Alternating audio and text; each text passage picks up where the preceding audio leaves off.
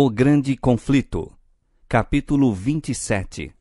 A vida que satisfaz. Como alcançar paz de alma.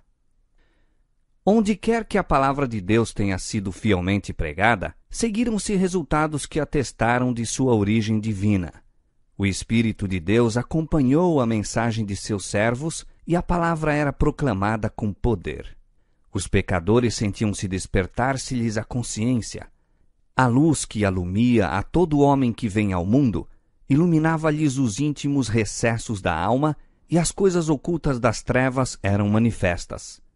Coração e espírito eram possuídos de profunda convicção. Convenciam-se do pecado, da justiça e do juízo vindouro. Tinham a intuição da justiça de Jeová e sentiam terror de aparecer em sua culpa e impureza perante aquele que examina os corações. Com angústia exclamavam: quem me livrará do corpo desta morte? Ao revelar-se a cruz do Calvário, com o infinito sacrifício pelos pecados dos homens, viram que nada, senão os méritos de Cristo, seria suficiente para a expiação de suas transgressões. Somente esses méritos poderiam reconciliar os homens com Deus. Com fé e humildade, aceitaram o Cordeiro de Deus, que tira o pecado do mundo. Pelo sangue de Jesus tiveram a remissão dos pecados passados. Aquelas almas produziram frutos dignos de arrependimento, creram e foram batizadas e levantaram-se para andar em novidade de vida, como novas criaturas em Cristo Jesus, não para se conformarem aos desejos anteriores, mas, pela fé no Filho de Deus, seguir-lhe os passos, refletir-lhe o caráter e purificar-se assim como ele é puro.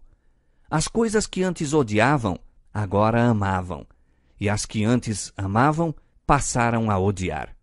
Os orgulhosos e presunçosos tornaram-se mansos e humildes de coração. Os vaidosos e arrogantes se fizeram sérios e acessíveis. Os profanos se tornaram reverentes, sóbrios os ébrios, os devassos puros. As modas vãs do mundo foram postas de parte.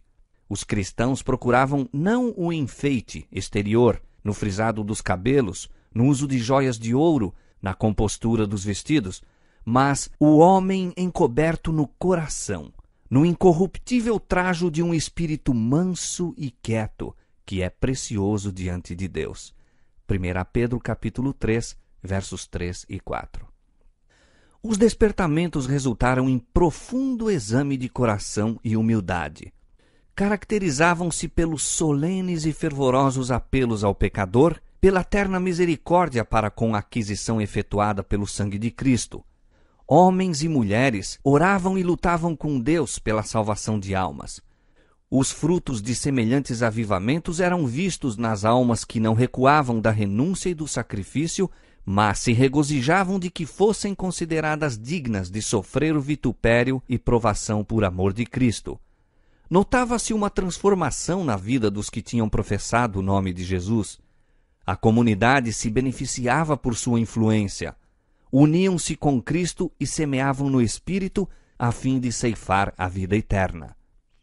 Podia-se dizer deles: fostes contristados para o arrependimento, porque a tristeza segundo Deus opera arrependimento para a salvação, da qual ninguém se arrepende, mas a tristeza do mundo opera a morte. Porque quanto cuidado não produziu isto mesmo em vós, que segundo Deus fostes contristados? Que apologia, que indignação, que temor, que saudades, que zelo, que vingança! Em tudo mostrastes estar puros neste negócio. 2 Coríntios capítulo 7, versos 9 a 11. Este é o resultado da obra do Espírito de Deus. Não há prova de genuíno arrependimento a menos que ele opere reforma na vida. Se restitui o penhor, devolve o que tinha roubado, confessa os pecados e ama a Deus e seus semelhantes, pode o pecador estar certo de que encontrou paz com Deus. Foram estes os efeitos que, em anos anteriores, se seguiram às ocasiões de avivamento religioso. Julgados pelos seus frutos, sabia-se que eram abençoados por Deus para a salvação dos homens e para erguimento da humanidade.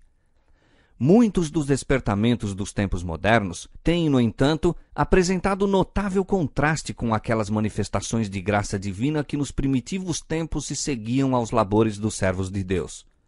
É verdade que se desperta grande interesse, muitos professam conversão e há larga afluência às igrejas.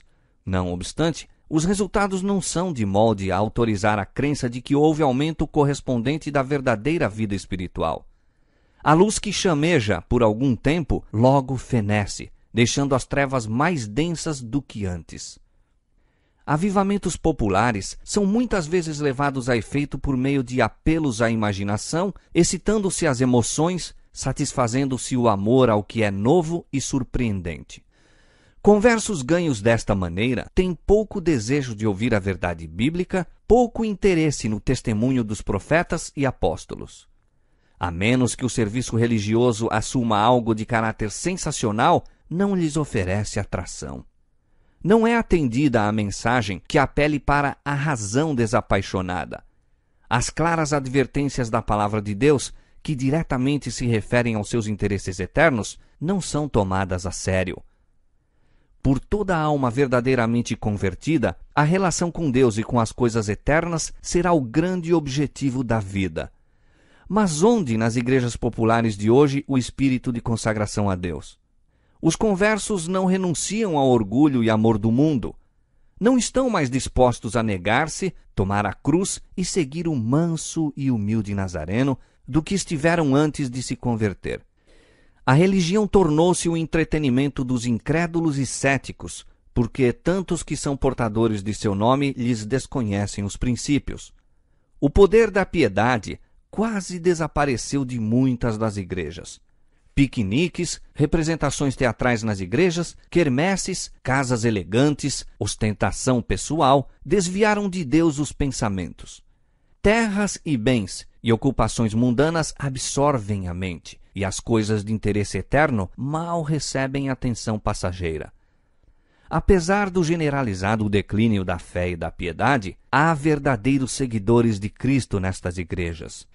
Antes de os juízos finais de Deus caírem sobre a terra, haverá entre o povo do Senhor tal avivamento da primitiva piedade como não fora testemunhado desde os tempos apostólicos. O Espírito e o poder de Deus serão derramados sobre seus filhos. Naquele tempo, muitos se separarão das igrejas em que o amor deste mundo suplantou o amor a Deus e a sua palavra. Muitos, tanto pastores como leigos, aceitarão alegremente as grandes verdades que Deus providenciou fossem proclamadas no tempo presente, a fim de preparar um povo para a segunda vinda do Senhor. O inimigo das almas deseja estorvar essa obra, e antes que chegue o tempo para tal movimento, esforçar-se-á para impedi-la, introduzindo uma contrafação. Nas igrejas que puder colocar sob seu poder sedutor, fará parecer que a bênção especial de Deus foi derramada. Manifestar-se-á o que será considerado como grande interesse religioso. Multidões exultarão de que Deus esteja operando maravilhosamente por elas, quando a obra é de outro espírito. Sob o disfarce religioso, Satanás procurará estender sua influência sobre o mundo cristão. Em muitos dos avivamentos ocorridos durante o último meio século, tem estado a operar, em maior ou menor grau, as mesmas influências que se manifestarão em movimentos mais extensos no futuro. Há um excitamento emotivo, mistura do verdadeiro com o falso, muito apropriado para transviar. Contudo, ninguém necessita ser enganado. À luz da palavra de Deus, não é difícil determinar a natureza destes movimentos. Onde quer que os homens negligenciem o testemunho da Escritura Sagrada, desviando-se das verdades claras que servem para provar a alma e que exigem a renúncia de si mesmo e a do mundo, podemos estar certos de que ali não é outorgada a bênção de Deus. E, pela regra que o próprio Cristo deu, por seus frutos os conhecereis. Mateus 7,16. É evidente que esses movimentos não são obra do Espírito de Deus. Nas verdades de sua palavra, Deus deu aos homens a revelação de si mesmo, e a todos os que as aceitam servem de escudo contra os enganos de Satanás. Foi a negligência destas verdades que abriu a porta aos males que tanto se estão generalizando agora no mundo religioso. tem-se perdido de vista, em grande parte, a natureza e importância da lei de Deus. Uma concepção errônea do caráter, perpetuidade e vigência da lei divina tem ocasionado erros quanto à conversão e santificação, resultando em baixar na Igreja a norma da piedade. Aqui deve encontrar-se o segredo da falta do Espírito e poder de Deus nos avivamentos de nosso tempo. Há, nas várias denominações, homens eminentes por sua piedade que reconhecem e lamentam este fato. O professor Eduardo A. Parque, apresentando os perigos atuais de natureza religiosa, diz acertadamente: fonte de perigos é a negligência, por parte do púlpito, de insistir sobre a lei divina. Nos dias passados, o púlpito era o eco da voz da consciência. Os nossos mais ilustres pregadores davam admirável majestade aos seus discursos, seguindo o exemplo do Mestre e pondo em preeminência a lei, seus preceitos e ameaças. Repetiam as duas grandes máximas de que a lei é a transcrição das perfeições divinas e que o homem que não ame a lei não ama o Evangelho, pois a lei, bem como o Evangelho, é um espelho que reflete o verdadeiro caráter de Deus. Este perigo leva a outro, o de não avaliar devidamente o mal do pecado e sua extensão e demérito. Em proporção com a justiça do mandamento está o erro de desobedecer-lhe. Unindo aos perigos já mencionados, está o de depreciar a justiça de Deus.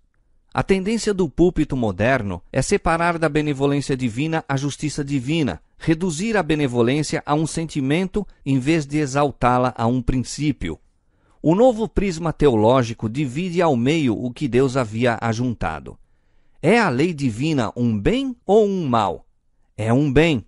Então, a justiça é um bem, pois que ela é uma disposição para executar a lei. Do hábito de desvalorizar a lei e a justiça divinas e o alcance e demérito da desobediência humana, os homens facilmente resvalam para o hábito de depreciar a graça que proveu a expiação do pecado.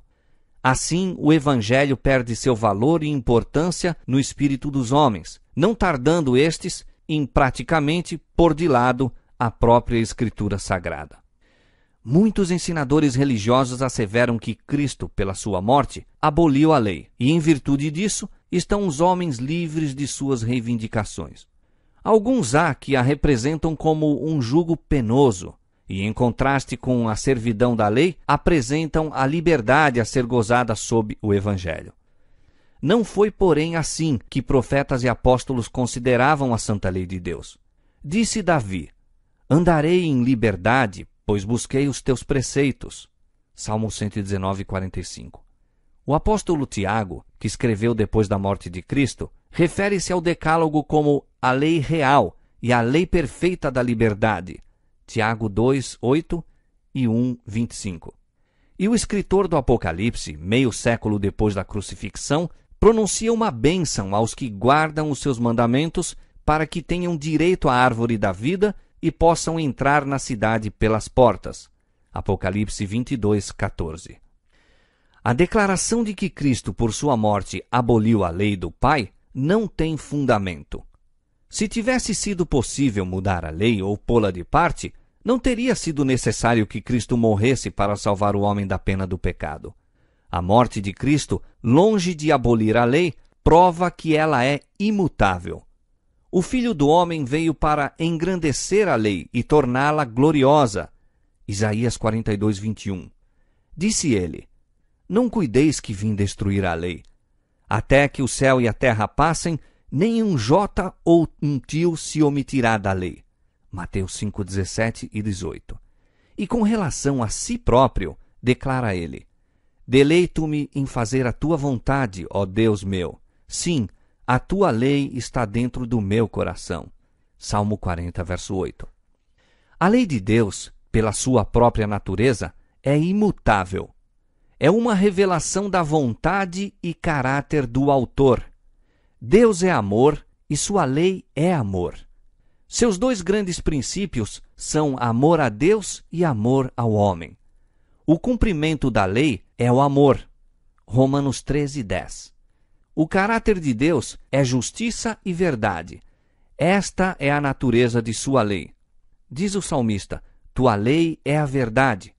Todos os teus mandamentos são justiça. Salmo 119, versos 142 e 172. E o apóstolo Paulo declara: a lei é santa e o mandamento santo, justo e bom. Romanos 7, 12. Tal lei, sendo expressão do pensamento e vontade de Deus, deve ser tão duradoura como o seu autor. É obra da conversão e santificação reconciliar os homens com Deus, pondo-os em harmonia com os princípios de sua lei. No princípio, o homem foi criado à imagem de Deus. Estava em perfeita harmonia com a natureza e com a lei de Deus. Os princípios da justiça lhe estavam escritos no coração. O pecado, porém, alienou-o do Criador. Não mais refletia a imagem divina. O coração estava em guerra com os princípios da lei de Deus. A inclinação da carne é inimizade contra Deus, pois não é sujeita à lei de Deus, nem em verdade o pode ser. Romanos 8, 7. Mas Deus amou o mundo de tal maneira que deu o seu Filho unigênito para que o homem pudesse reconciliar-se com ele. Mediante os méritos de Cristo, pode aquele se restabelecer a harmonia com o Criador. O coração deve ser renovado pela graça divina, deve receber nova vida de cima. Esta mudança é o novo nascimento, sem o que, diz Jesus, o homem não pode ver o reino de Deus. O primeiro passo na reconciliação com Deus é a convicção de pecado. Pecado é o quebrantamento da lei. Pela lei vem o conhecimento do pecado. 1 João capítulo 3, verso 4 e Romanos capítulo 3, verso 20. A fim de ver sua culpa, o pecador deve provar o caráter próprio pela grande norma divina de justiça. É um espelho que mostra a perfeição de um viver justo, habilitando o pecador a discernir seus defeitos de caráter. A lei revela ao homem os seus pecados, mas não provê remédio. Ao mesmo tempo que promete vida ao obediente, declara que a morte é o quinhão do transgressor. Unicamente o Evangelho de Cristo o pode livrar da condenação ou contaminação do pecado. Deve ele exercer o arrependimento em relação a Deus, cuja lei transgrediu, e fé em Cristo, seu sacrifício expiatório. Obtém assim remissão dos pecados e se torna participante da natureza divina. É filho de Deus, tendo recebido o espírito de adoção, pelo qual clama: Abba, Pai. Estaria agora na liberdade de transgredir a lei de Deus? Diz Paulo: anulamos, pois, a lei pela fé? De maneira nenhuma. Antes estabelecemos a lei. Nós que estamos mortos para o pecado, como viveremos ainda nele? E João declara: esta é a caridade de Deus, que guardemos os seus mandamentos, e os seus mandamentos não são pesados. Romanos capítulo 3, verso 31, capítulo 6, verso 2 e 1 João capítulo 5, verso 3. No novo nascimento, o coração é posto em harmonia com Deus ao colocar-se em conformidade com a sua lei. Quando esta poderosa transformação se efetua no pecador, passou ele da morte para a vida, do pecado para a santidade, da transgressão e rebelião para a obediência e lealdade. Terminou a velha vida de afastamento de Deus, começando a nova vida de reconciliação, de fé e amor. Então, a justiça da lei se cumpre em nós, que não andamos segundo a carne, mas segundo o Espírito. Romanos 8,4. E a linguagem da alma será: ó, quanto amo a tua lei! É a minha meditação em todo o dia. Salmo 119, 97. A lei do Senhor é perfeita e refrigera a alma. Salmo 19, verso 7. Sem a lei, os homens não têm uma concepção justa da pureza e santidade de Deus ou da culpa e impureza deles mesmos. Não têm verdadeira convicção do pecado e não sentem necessidade de arrependimento. Não vendo a sua condição perdida, como transgressores da lei de Deus, não se compenetram da necessidade do sangue expiatório de Cristo. A esperança de salvação é aceita sem a mudança radical do coração ou reforma da vida. São assim abundantes as conversões superficiais e unem-se às igrejas multidões que nunca se uniram a Cristo. Outros sim, teorias errôneas sobre a santificação, procedentes da negligência ou rejeição da lei divina, ocupam lugar preeminente nos movimentos religiosos da época.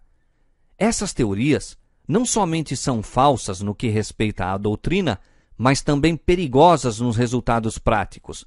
E o fato de que estejam tão geralmente alcançando aceitação torna duplamente essencial que todos tenham clara compreensão do que as Escrituras ensinam a tal respeito. A verdadeira santificação é doutrina bíblica. O apóstolo Paulo, em carta à igreja de Tessalônica, declara: Esta é a vontade de Deus, a vossa santificação, e roga, e o mesmo Deus de paz vos santifique em tudo.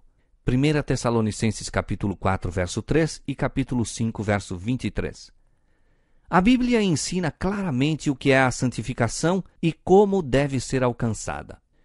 O Salvador orou pelos discípulos: santifica-os na verdade. A tua palavra é a verdade. João capítulo 17, verso 17. E Paulo ensina que os crentes devem ser santificados pelo Espírito Santo. Romanos 15, 16. Qual é a obra do Espírito Santo?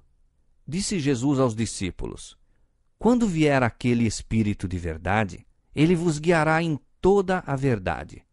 João 16, 13. E o salmista declara: Tua lei é a verdade. Pela palavra e Espírito de Deus, se revelam aos homens os grandes princípios de justiça incorporados em sua lei. E desde que a lei de Deus é santa, justa e boa, e transunto da perfeição divina, segue-se que o caráter formado pela obediência àquela lei será santo. Cristo é um exemplo perfeito de semelhante caráter. Diz ele: Eu tenho guardado os mandamentos de meu Pai. Eu faço sempre o que lhe agrada. João capítulo 15, verso 10 e capítulo 8, verso 29. Os seguidores de Cristo devem tornar-se semelhantes a ele. Pela graça de Deus, devem formar caráter em harmonia com os princípios de sua santa lei. Isto é santificação bíblica. Esta obra unicamente pode ser efetuada pela fé em Cristo, pelo poder do Espírito de Deus habitando em nós.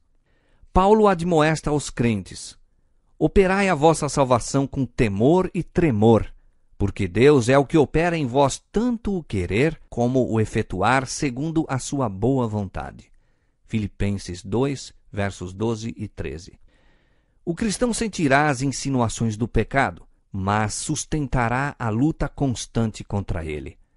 Aqui é que o auxílio de Cristo é necessário. A fraqueza humana se une à força divina e a fé exclama: Graças a Deus que nos dá a vitória por nosso Senhor Jesus Cristo. 1 Coríntios 15, 57. As Escrituras claramente revelam que a obra da santificação é progressiva. Quando na conversão o pecador acha paz com Deus mediante o sangue expiatório, apenas iniciou a vida cristã. Deve agora aperfeiçoar-se, crescer até a medida da estatura completa de Cristo. Diz o apóstolo Paulo: Uma coisa faço, e é que, esquecendo-me das coisas que atrás ficam e avançando para as que estão diante de mim, prossigo para o alvo, pelo prêmio da soberana vocação de Deus em Cristo Jesus. Filipenses capítulo 3, versos 13 e 14. E Pedro nos apresenta os passos por que a santificação bíblica deve ser atingida. Pondo nisto mesmo toda a diligência, acrescentai à vossa fé a virtude, e à virtude a ciência, e à ciência temperança, e à temperança paciência, e à paciência piedade, e à piedade amor fraternal, e ao amor fraternal caridade, porque fazendo isto nunca jamais tropeçareis. 2 Pedro capítulo 1, versos 5 a 10. Os que experimentam a santificação bíblica manifestarão um espírito de humildade. Como Moisés, depois de contemplarem a augusta e majestosa santidade, veem a sua própria indignidade contrastando com a pureza e excelsa perfeição do Ser infinito. O profeta Daniel é um exemplo da verdadeira santificação. Seus longos anos foram cheios de nobre serviço a seu mestre. Foi um homem muito desejado do céu. Daniel 10:11. Todavia, ao invés de pretender ser puro e santo, este honrado profeta, quando pleiteava perante Deus em prol de seu povo, identificou-se com os que positivamente eram pecadores em Israel. Não lançamos as nossas súplicas perante tua face, fiados em nossas justiças, mas em tuas muitas misericórdias. Pecamos, obramos impiamente, declara ele. Estando eu ainda falando e orando, e confessando o meu pecado e o pecado do meu povo, e quando em ocasião posterior, o Filho de Deus lhe apareceu a fim de lhe dar instrução. Diz Daniel: transmudou-se em mim a minha formosura em desmaio, e não retive força alguma. Daniel capítulo 9, versos 18, 15 e 20, capítulo 10, verso 8. Quando Jó ouviu do redemoinho a voz do Senhor, exclamou: por isso me abomino e me arrependo no pó e na cinza. Jó 42, verso 6. Foi quando Isaías viu a glória do Senhor e ouviu os querubins aclamar: Santo, Santo, Santo é o Senhor dos exércitos, que exclamou: ai de mim que vou perecendo. Isaías capítulo 6, versos 3 e 5. Arrebatado ao terceiro céu, Paulo ouviu coisas que não era possível ao homem proferir e fala de si mesmo como o mínimo de todos os santos. 2 Coríntios capítulo 12, versos 2 a 4 e Efésios capítulo 3, verso 8. Foi o amado João que se reclinou ao peito de Jesus e lhe contemplou a glória que caiu como morto aos pés de um anjo. Apocalipse 1:17. Não pode haver exaltação própria, jactanciosa pretensão à libertação do pecado por parte dos que andam à sombra da cruz do Calvário. Sentem eles que foi seu pecado o causador da agonia que quebrantou o coração do Filho de Deus, e este pensamento os levará à humilhação própria. Os que mais perto vivem de Jesus, mais claramente discernem a fragilidade e pecaminosidade do ser humano, e sua única esperança está nos méritos de um Salvador crucificado e ressurgido. A santificação que ora adquire preeminência no mundo religioso traz consigo o espírito de exaltação própria e o desrespeito pela lei de Deus, os quais a estigmatizam como estranha à religião da Escritura Sagrada. Seus paladinos ensinam que a santificação é obra instantânea, pela qual, mediante a fé apenas, alcançam perfeita santidade. Crede tão somente, dizem, e a bênção será vossa. Nenhum outro esforço por parte do que recebe se pressupõe necessário. Ao mesmo tempo, negam a autoridade da lei de Deus, insistindo em que estão livres da obrigação de guardar os mandamentos. Mas é possível aos homens ser santos de acordo com a vontade e caráter de Deus, sem ficar em harmonia com os princípios que são a expressão de sua natureza e vontade e que mostram o que lhe é agradável?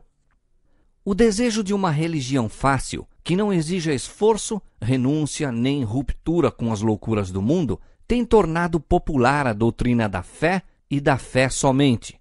Mas que diz a palavra de Deus? Declara o apóstolo Tiago: meus irmãos, que aproveita se alguém disser que tem fé e não tiver as obras? Porventura a fé pode salvá-lo? Mas, ó homem vão, queres tu saber que a fé sem as obras é morta? Porventura o nosso pai Abraão não foi justificado pelas obras quando ofereceu sobre o altar o seu filho Isaque? Bem vês que a fé cooperou com as obras e que pelas obras a fé foi aperfeiçoada. Vedes então que o homem é justificado pelas obras e não somente pela fé. Tiago capítulo 2, versos 14 a 24. O testemunho da palavra de Deus é contra esta doutrina insidiosa da fé sem as obras. Não é fé pretender o favor de Deus sem cumprir as condições necessárias para que a graça seja concedida. É presunção, pois que a fé genuína se fundamenta nas promessas e disposições das Escrituras. Ninguém se engane com a crença de que pode tornar-se santo enquanto voluntariamente transgride um dos mandamentos de Deus. O cometer o pecado conhecido faz silenciar a voz testemunhadora do Espírito e separa a alma de Deus. Pecado é o quebrantamento da lei, e qualquer que peca, transgride a lei, não o viu nem o conheceu. 1 João capítulo 3, verso 6. Conquanto João, em suas epístolas, trate tão amplamente do amor, não hesita, todavia, em revelar o verdadeiro caráter dessa classe de pessoas que pretende ser santificada ao mesmo tempo em que vive a transgredir a lei de Deus. Aquele que diz, eu conheço-o, e não guarda os seus mandamentos, é mentiroso, e nele não está a verdade. Mas qualquer que guarda a sua palavra, o amor de Deus está nele verdadeiramente aperfeiçoado. 1 João capítulo 2, versos 4 e 5. Esta é a pedra de toque de toda a profissão de fé. Não podemos atribuir santidade a qualquer pessoa sem feri-la pela medida da única norma divina de santidade no céu e na terra.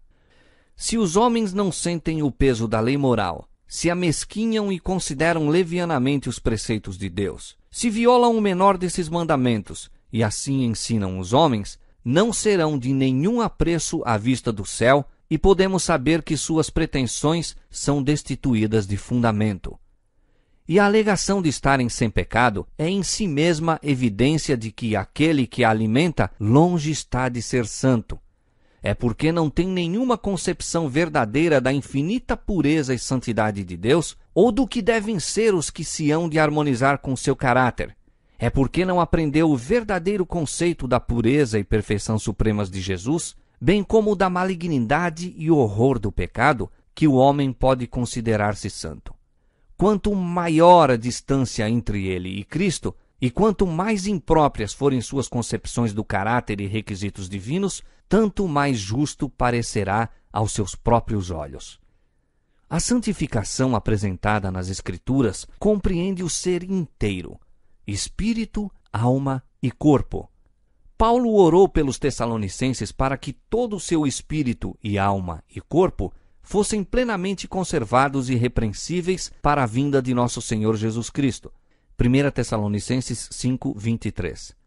Outra vez escreve ele aos crentes: rogo-vos, pois, irmãos, pela compaixão de Deus, que apresenteis os vossos corpos em sacrifício vivo, santo e agradável a Deus. Romanos 12, 1. No tempo do antigo Israel, toda oferta trazida como sacrifício a Deus era cuidadosamente examinada. Se descobria qualquer defeito no animal apresentado, era rejeitado, pois Deus recomendara que a oferta fosse sem mancha. Assim se ordena aos cristãos que apresentem o corpo em sacrifício vivo, santo e agradável a Deus. A fim de fazerem isto, todas as faculdades devem ser conservadas na melhor condição possível. Todo uso ou costume que enfraquece a força física ou mental inabilita o homem para o serviço de seu Criador. E agradar-se-á a Deus com qualquer coisa que seja menos do que o melhor que podemos oferecer? Disse Cristo: amarás o Senhor teu Deus de todo o teu coração.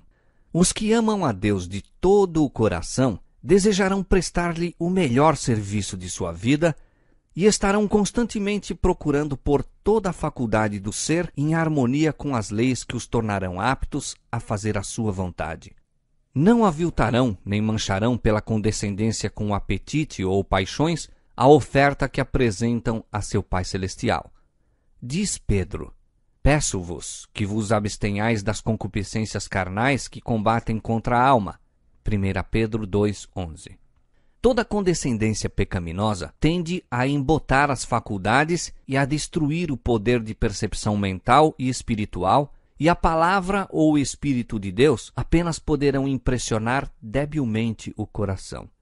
Paulo escreve aos Coríntios: purifiquemo-nos de toda a imundícia da carne e do espírito, aperfeiçoando a santificação no temor de Deus. 2 Coríntios 7:1.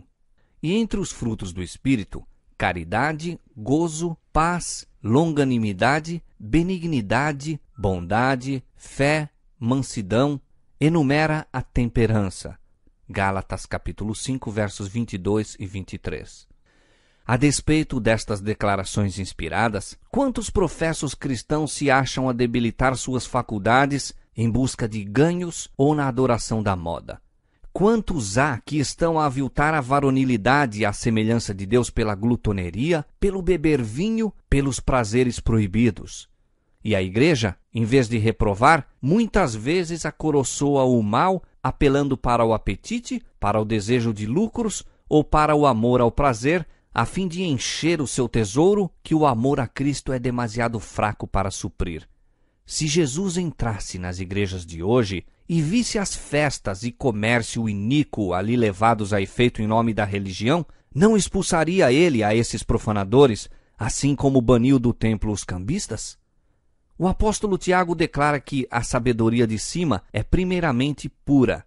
Houvesse ele encontrado os que proferem o precioso nome de Jesus com lábios poluídos pelo fumo, aqueles cujo hálito e pessoa se acham contaminados pelo seu desagradável odor e que corrompem o ar do céu, forçando a todos ao seu redor a respirar o veneno, sim, houvesse o apóstolo tomado conhecimento de prática tão contrária à pureza do Evangelho, e não teria ele denunciado como terrena, animal e diabólica?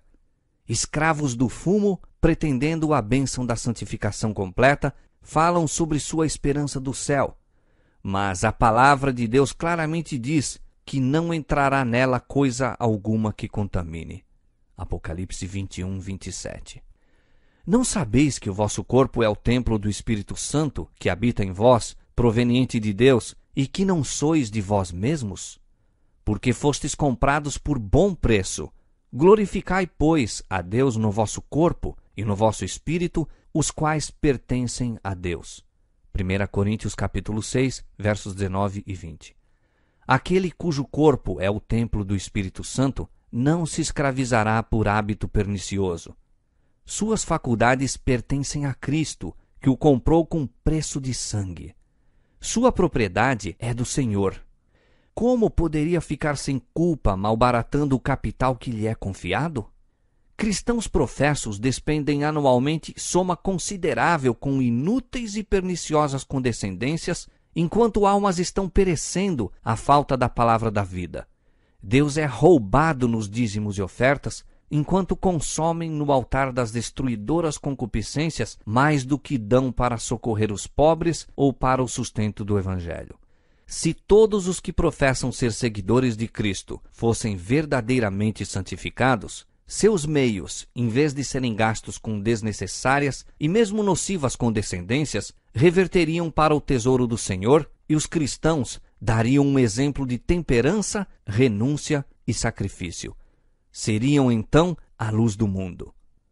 O mundo está entregue à satisfação de si mesmo. A concupiscência da carne, a concupiscência dos olhos e a soberba da vida dominam as massas populares. Os seguidores de Cristo, porém, possuem uma vocação mais elevada. Saí do meio deles e apartai-vos, diz o Senhor, e não toqueis nada imundo. À luz da palavra de Deus, estamos autorizados a declarar que não pode ser genuína a santificação que não opere a completa renúncia de todo desejo pecaminoso e prazeres do mundo.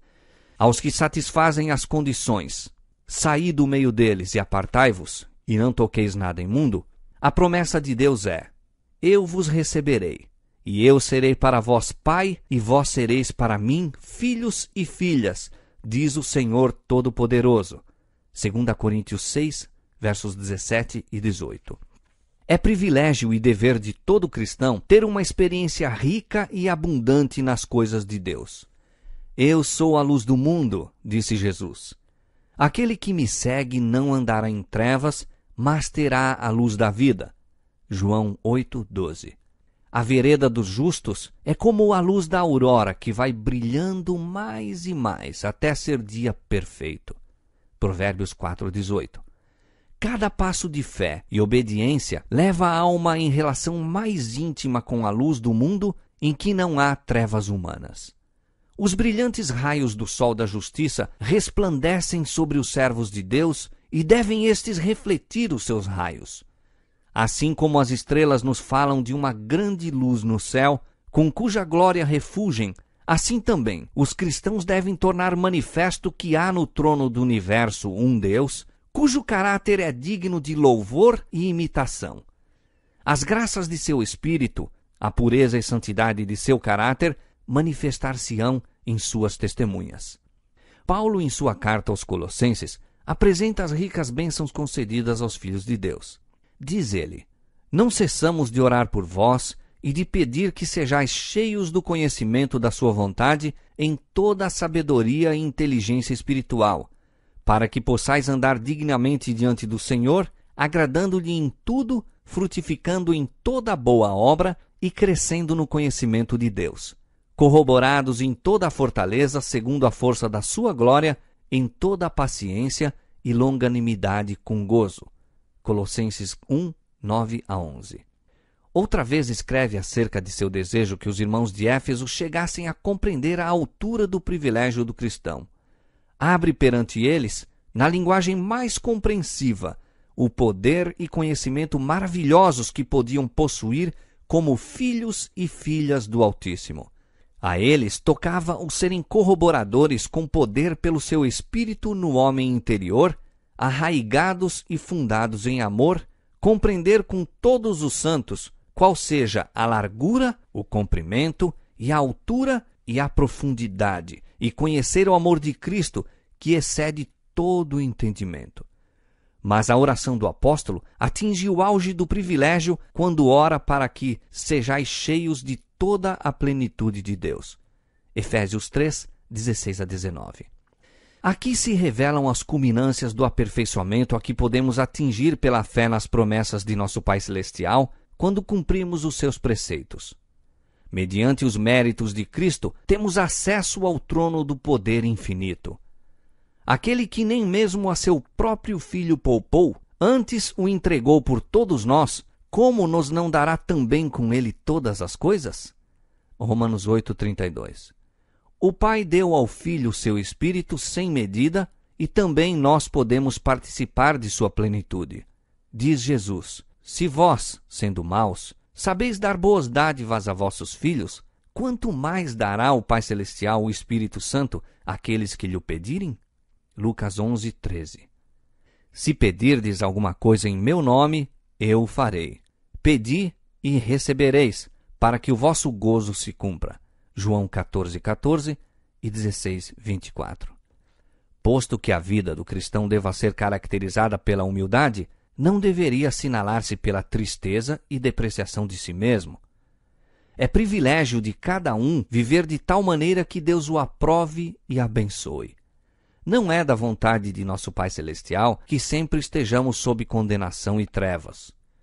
O andar cabisbaixo e com o coração cheio de preocupações não constitui prova de verdadeira humildade. Podemos ir a Jesus e ser purificados, permanecendo diante da lei sem opróbrio e remorsos. Nenhuma condenação há para os que estão em Cristo Jesus, que não andam segundo a carne, mas segundo o Espírito. Romanos 8:1. Por meio de Jesus, os decaídos filhos de Adão se tornam filhos de Deus. Assim, o que santifica como os que são santificados são todos de um, por cuja causa não se envergonha de lhes chamar irmãos. Hebreus 2:11. A vida cristã deve ser de fé, vitória e alegria em Deus. Todo o que é nascido de Deus vence o mundo, e esta é a vitória que vence o mundo, a nossa fé. 1 João 5:4. Com acerto, disse Neemias, servo de Deus: a alegria do Senhor é a vossa força. Neemias 8:10. E Paulo diz: regozijai-vos sempre no Senhor. Outra vez digo: regozijai-vos. Regozijai-vos sempre. Orai sem cessar.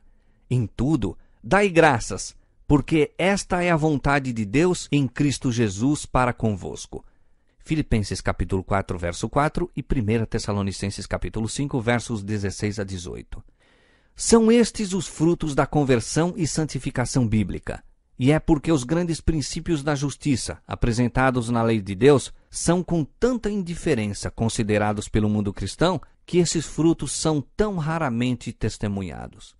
É por isso que tão pouco se manifesta dessa profunda e estável obra do Espírito de Deus, a qual assinalava os avivamentos em anos anteriores.